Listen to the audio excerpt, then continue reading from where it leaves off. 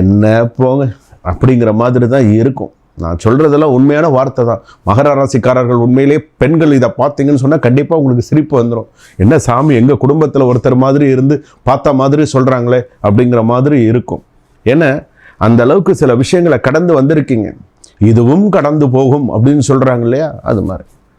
So சில விஷயங்கள் அப்படி தான். அதாவது நீங்கள் திருவோண நட்சத்திரம் மகர ராசி எப்படின்னு கேட்டிங்கன்னா, சில பேர் அதாவது அதாவது தெருநாய் பார்த்தீங்கன்னா இப்போ பார்த்து குலைச்சிதுன்னு வச்சுக்கோங்களேன், அது போய் 4 சொருநாயை போய் கூட்டின்னு வரும். அந்த மாதிரி இந்த திருவோண நட்சத்திரம் மகர ராசி பார்த்தீங்கன்னா, உன் குணம் குலைக்கிறதா, நீ குலைச்சிக்கிட்டே இரு, என் வேலையை நான் பார்த்துக்கிட்டே இருக்கேன் அப்படிங்கிற மாதிரி அவங்க மட்டும் போய்கிட்டே இருக்கு. உன்னை கண்டுக்கிட்டா தானே எனக்கு பிரச்சனை, உன்னை கண்டுக்கவே மாட்டான், நீ இருந்தால் என்ன, நீ என்ன ஏதாவது பண்ணிட்டு போ அப்படின்ட்டு அவங்க பாட்டுக்கு அவங்க வேலையை பார்த்துட்டு போயிட்டே இருப்பாங்க. வேலையில் கான்சென்ட்ரேட் பண்ணுவாங்க.